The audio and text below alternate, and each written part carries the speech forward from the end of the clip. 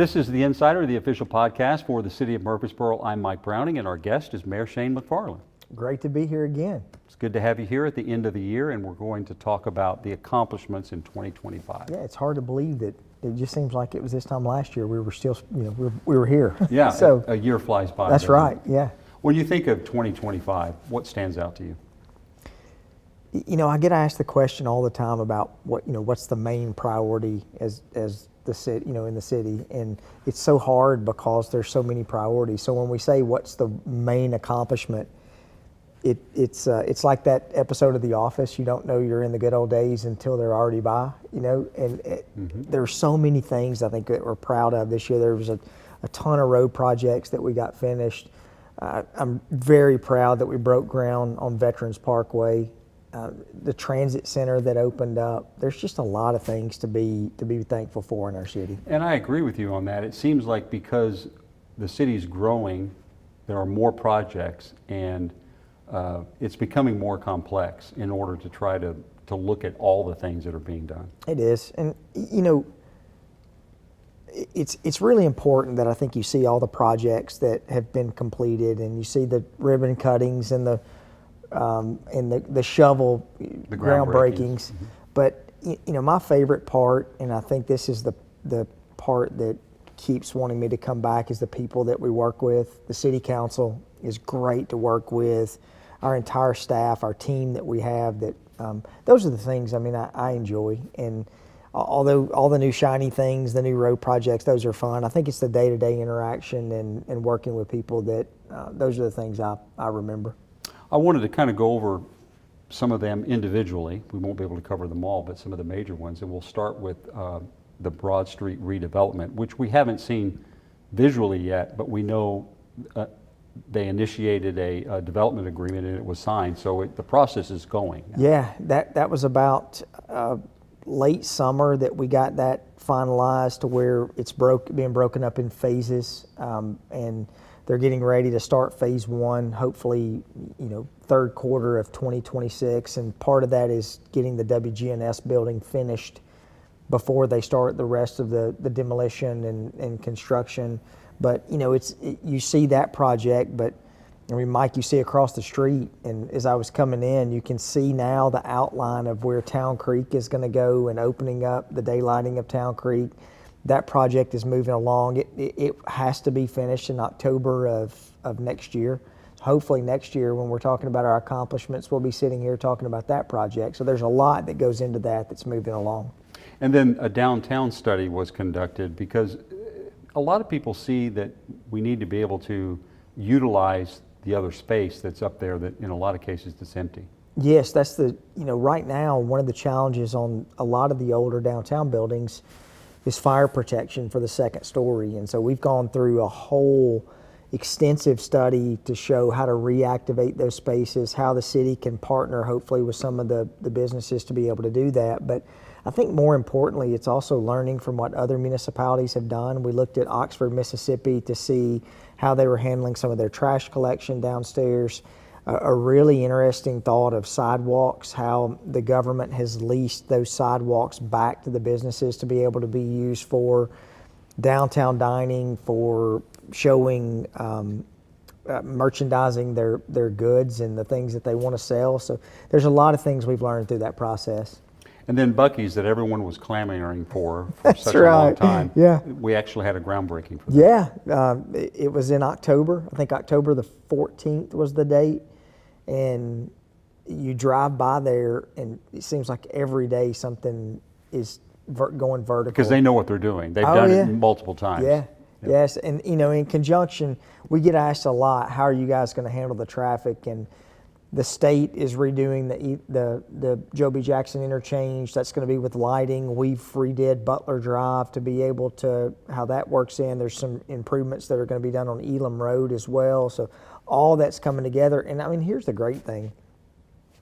You look at Buc-ee's and you look at a lot of the people. I know every time we drive to Knoxville, that's sort of our landmark. We stop in Crossville to be able to go to Buc-ee's. We do too. And you go in there and the amount of people that you see, but selfishly, I think from a city standpoint, a lot of those people are not going to will be coming into your city. they're stopping at that exit. They're spending, buying beaver nuggets and buying brisket and gas, and they're all paying sales tax on that, and then they get back on the interstate and leave. So I think that's something that's going to be very beneficial to the taxpayer in the city and the county on how much tax revenue that's going to bring in. Because it's in the county, so a portion of that goes to the local tax. Well, yeah. So any, the sales tax percentage, the 9 3/4%, because we don't have an income tax, half of that sales tax goes to the state, and then we get the half. And out of the half, we split that with the county. So every tax dollar that's raised in Murfreesboro, the county gets a portion of that as well. And I think that's something that's, I think it's going to be important when you start seeing the infrastructure that's being built around Buc-ee's, that also the revenue that comes in. I mean, you talk about things that we're proud of this year.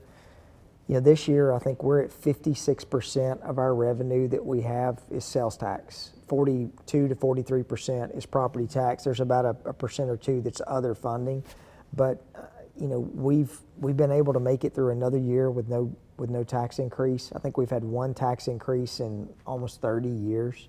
So those are some of the things that when you see a Buc-ee's and some of those companies come in, that's really helping that property tax base on your sales tax, which allows us to be able to not have to use property tax to fund everything that we do. Another accomplishment that kind of fits that is the Clary Park, because the restaurants are busy, especially on the weekends, they're packed.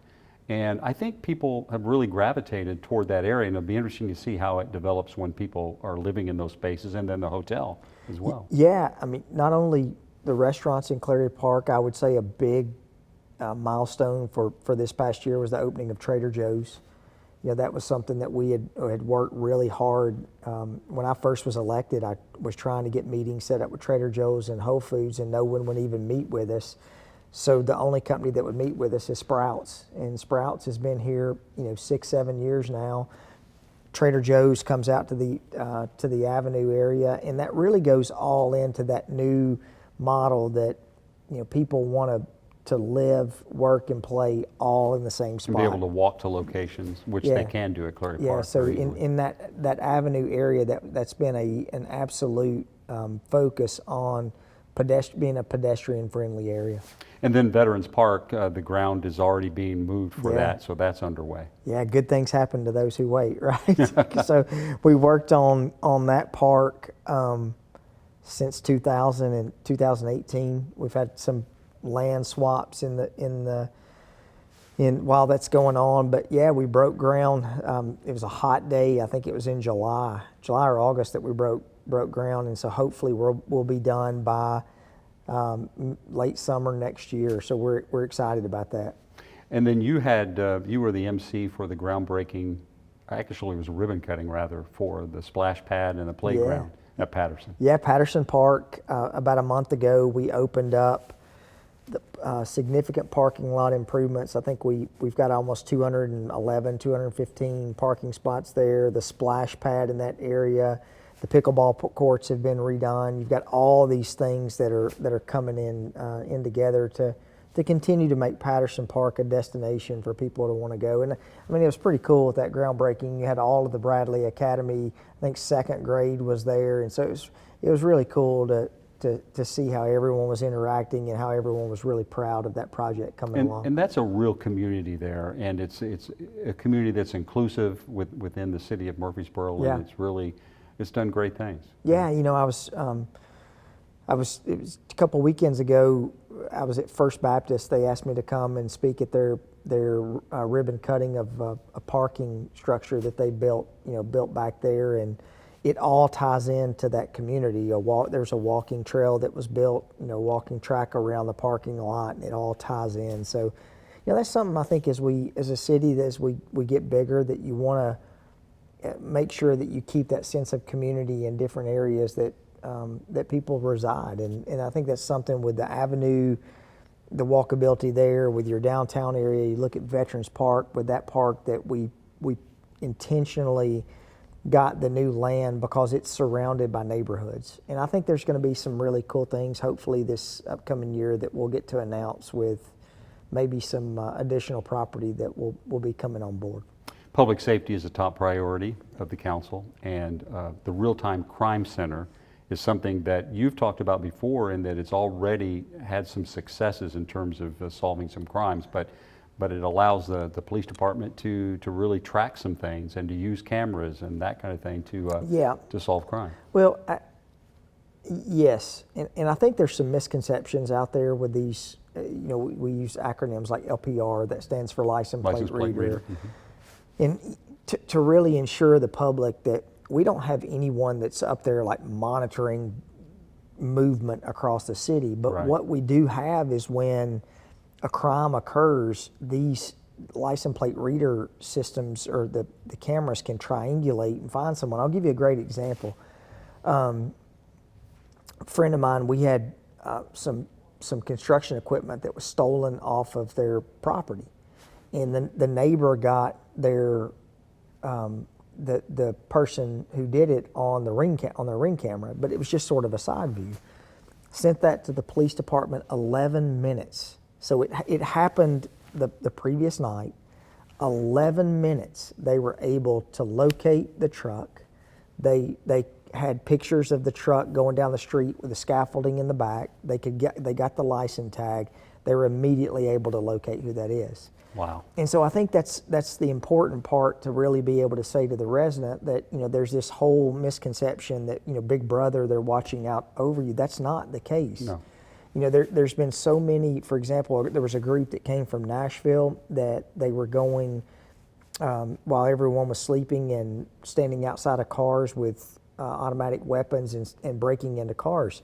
They were able to catch those people because they were able to triangulate them and find them through their cars. They were in Nashville. So there are all these things that it's used for, and I think it's going to be more efficient, not only to help keep our residents safe, but to keep our police officers safe as well. And then the fire department, of course, the issue there was retention and making sure that they had the people that weren't just coming here to be trained and leaving. Yeah, so in July of last year, we passed our budget. We weren't completely ready for finalizing the fire department salaries and pay study, so we got that finished up in the August time frame, and we ended up having a significant increase to our fire department personnel. And I think that's the other thing. I hate to just say fire departments, fire and rescue, because over 90 some odd % of their calls are all medical calls now. So, with improvements in fire prevention, they are a rescue team. So it was really good to be able to compare what other municipalities are doing. And Mike, I think this is the other part too that the council all agreed on, is it's important to look at what neighboring communities are doing. But we're Murfreesboro, and we need to worry about what's happening in Murfreesboro, and we need to set the pace to make sure that we're keeping the best and the brightest. And it's really important, I think, to be able to look to see what Nashville's doing, and that's who we compete against. But at the same time, we also have to set the stage on what we want to do, and that's something I'm proud of the council that we, for the first time in a long time, we are fully staffed at our police department. We're not losing fire. You're always going to lose some of your team to other municipalities or cities, but that has gotten a lot better. Yeah, and I think Chief McCluskey has also said the fire department is fully staffed for the first time in a while. And they've been doing more than just their normal fire rescue and fighting fires, but the whole idea of the Young Training Center, where they're bringing in people for training for statewide type conferences. Yeah, I think we want this to happen when people look and say, if they see someone from Murfreesboro, they know that they're at the absolute top of their training. And that's, I think, with the investment that we made, not only for example in the Doug Young public safety training facility, but in the investment in the shooting range that we bought in Pelham, Tennessee for our police department. So we're investing not only in our people, but we're investing in the training to make sure that they're the best that they possibly can be. That not only benefits your officer, your fire and rescue department personnel, ultimately our number one goal is to benefit our resident, and that's exactly what that does. And you would probably know more than most people about this, the runway at the airport. Yeah. The extension and the improvements that they were making to that airport. Can you share some of that? Yeah, with us? you know, I think I posted a thing on social media. MTSU just had, I think, their second or third groundbreaking in Shelbyville, where they're moving their facility. It's going to be such a win-win for the university and for the city. I mean, sometimes you just have to say, look, we want to partner, we want to be teammates, but sometimes we just can't accommodate, and that's really what happened at the airport. We couldn't accommodate the amount of growth that they wanted. So, you know, we've had to plan for life after MTSU, and we upgraded and improved runway 36. We're working on the runway protection 36. zone, but then we also approved the land work for some new hangars. You're starting to see where we've got the other side of where we have all of our meetings from MTSU, that's coming open. So there's a lot of really exciting things happening at the airport, not to mention the siding for the new control tower that's going on out there. So there's a lot of good things going on out there. And the runway itself, what does that mean for a pilot? What does that do for you? Yeah, so I mean, your approach when you're coming in, especially on a day like today when you have bad weather, you want to make sure that you're safe, right? I mean, that's everything that goes around in an airport is all about safety. That's the number one goal. Convenience is big, I mean, but the one thing that trumps all is safety in the aviation industry. And so 3-6, we got a $4 million grant from the state of Tennessee. We're thankful to Charlie Baum and Shane Reeves who helped with that. But it allowed us to be able to purchase property in the runway protection zone, which helps ensure that pilots who are coming in continue to be safe. Okay, great.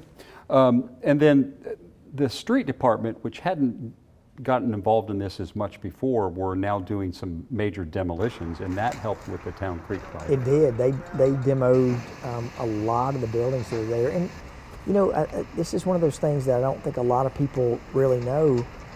When a Habitat for Humanity house is started, the majority of the time our street department has torn the house down for the Habitat to start. So yeah, we've really gotten in the construction industry, we call it self-performing, to where we don't have to subcontract things out. We've been doing that in-house, and you're starting to see our street department, I think they lead our city in doing that, along with the water and sewer department. But you know, doing sidewalk work, doing ditch maintenance and ditch recovery work. There are all these things that Raymond Hillis and his team continue to impress with what they do in our city. Is there a major difference between doing a demolition for a small house, let's say, and then a larger building in terms of maybe there's certain standards or requirements that, or the machinery itself? Yeah, I mean, I think the short answer is yes. I mean, you know, you can, when you demolish, say, an older house, you may have one or two people out there, but when you're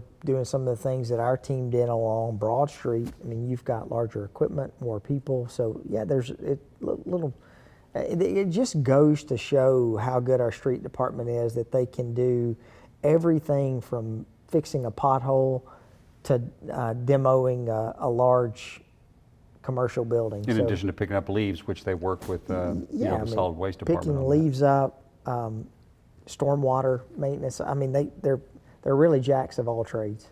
In downtown, the solid waste department, we can give them credit for this. They combined with Main Street to install some new garbage cans, and boy, we needed them. Yeah. But it really has changed the appearance. It has. The Councilman Shacklet helped with some of the artwork or the graphics that are on those, but also more technology that are in those dumpsters. The big belly dumpsters, they call them. So there's a lot of good things that's happening downtown. I mean, that's another thing to be proud of this year, that you look at.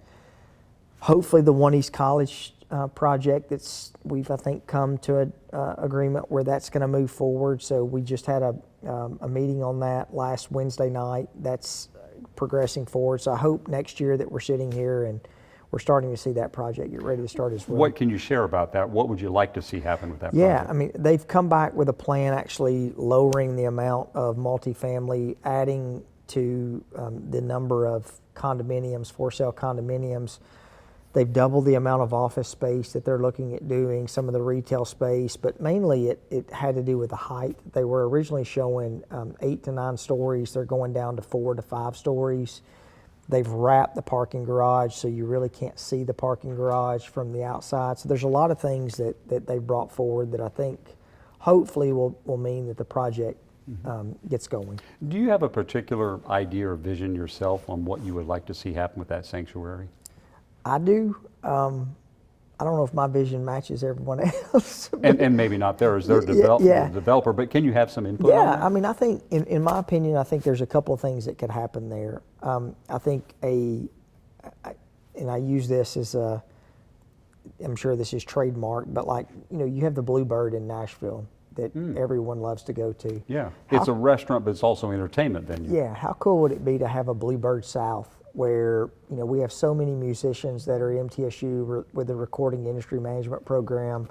How cool would it be that you would have a reason that someone would want to go downtown to listen to live music? That venue or that church is about 5,000 square feet. The acoustics are great in that restaurant. So I think seeing something like that, a performing arts venue, a live music venue would be really cool. But Or you'd have music and theater, perhaps? yeah, I mean, I think anything that you could come and, I mean, like a songwriter's night in the realm that would be there. I mean, I think there's some really cool things I've been to the Bluebird several times, and Yeah, the I have Bluebird too. is almost like in a strip mall, and not a big place. But so it's an icon. It is, and so I think, maybe this is the opportunity for Murfreesboro to create its own icon. Yeah, that's great. Because a lot of the music, when you think about Dave Macon and all that, came right from this area. Comes from here. And I have to believe that Murfreesboro being so close to Nashville that you would want to have some acts that would want to come to Murfreesboro. And I mean, Mike, here's the thing too. It's like one of those things you don't know until you know, but the amount of world-class songwriters that live in our community, it's unreal. I mean, that just a lot of the guys and ladies who have #1 hits that they wrote wrote the song, that they're here in Murfreesboro already. Right. The planning department, we know them in terms of doing land management and plots and plats and that kind of thing. But they've started this thing with the communications department called What's Up in the Borough. Yeah. And it's helping promote the things that are going on that maybe people they see a sign and what's that going to be? And they don't know for sure, or they see construction. I know, I've been watching it too. I mean, Michael Lynn does a great job. yeah, and you wouldn't believe that there's so many things that happen that may not come to the city council. But we don't do site plan review, so we don't necessarily see new businesses that are opening up, or we don't see a new construction unless it's a rezoning that comes to the council. So it's all done at the planning commission level. So it's really cool to be able to know. I mean, you would not believe the amount of times that I'll text Darren or Greg McKnight or Ben Newman in our planning department and say, hey, what's going on here? What's being built here? So this is a good way. I think, yet again, our team goes above and beyond to try to keep the residents in this city informed. Capital improvement projects. I think there were 65 million or Yes. somewhere thereabouts in 2025. That's a big number. Yeah, I mean, I'm laughing because I was emailing with a lady today. She said she had moved here 4 years ago and that she just doesn't, it was talking about road projects. And she was frustrated, and so I was, email like, yes, ma'am, I understand, this is what we're doing. And she said that she had not seen any roads improved in the last 4 years in Murfreesboro. She wasn't looking And there, right? I just said, ma'am, I respectfully disagree. Murfreesboro, at any given point, all of our roads are under construction. So I think the capital improvement plan that we've put together, it is an aggressive plan to improve infrastructure. And that's just for our local share, because That's- yeah. there's a larger number than that. Yeah, I mean, a great example, Thompson Lane is in right-of-way acquisition and engineering right now. It'll be starting sometime second, third quarter next year. That's a $155 million state project. It's the most expensive road project Murfreesboro has ever seen. Not to mention, our water and sewer department, we're having to relocate all of our utilities to the tune of roughly $20 million, so it doesn't include any of that. So there's a lot of things that's happening inside our city. I mean, do they happen as fast as we would like them to? I mean, no, they don't. But I mean, you know, Mike, a lot of our roads that are in our cities are state roads. And so it's one of those things that we partner with our state partners to get projects done as quick as we possibly can.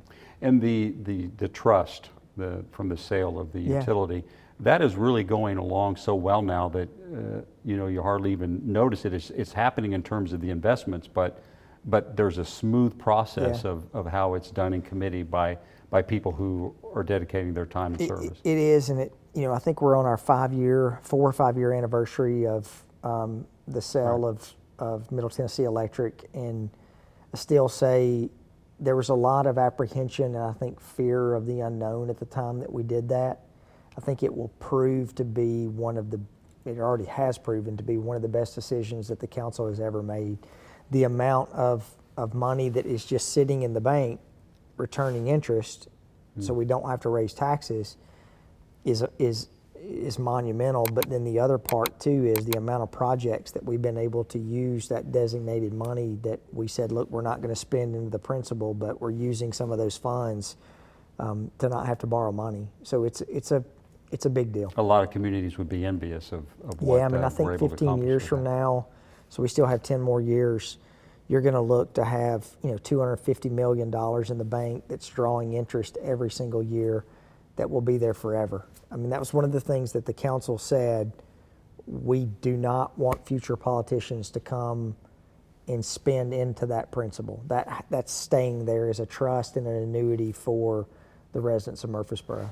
One thing maybe we can end with is the Murfreesboro Transit Center, which it looks great and it's servicing the community well. And then WeGo is going to have a partnership soon with a location right in front where they can drop off people from. Yeah, we just voted last Thursday night that a new parking lot that the WeGo bus service is going to use. That was about the whole overall project was about a $17 million project. Roughly 10% was funded with local money. The federal government paid for the majority of that. So it allowed us to do a multitude of things. One, the Rover bus system was not set up to have a downtown hub. I mean, we were landlocked. We're using Murfreesboro Housing Authority's property right now. No real good way to get in and out. So this allows you to be on a 5-lane road. We've got room to grow. We've got room to house our buses. So this was a good deal. Plus, allowing the WeGo Greyhound, some of those things to be able to come in and out of there. I think it's going to prove to be not only a good strategic decision, but a good safety decision on how we keep people secure. And the city got quite a bit of praise from state and regional leaders for doing that. We did. We won the Transit Project of the Year. That was just announced about 2 or 3 weeks ago, but some council members were able to go to the award ceremony and get the award. But we won the Transit Project of the Year in the state of Tennessee. Pretty cool. Well, thanks for sharing some of these accomplishments with us in 2025. Anytime. We've been highlighting some of the city's accomplishments in 2025 here on The Insider. The podcast originated from City Hall, as it always does in the council chambers, with our producer, Michael Nevels. For more information on the City of Murfreesboro, it's www.murfreesborotn.gov. This is The Insider. I'm Mike Browning. Thanks for joining us.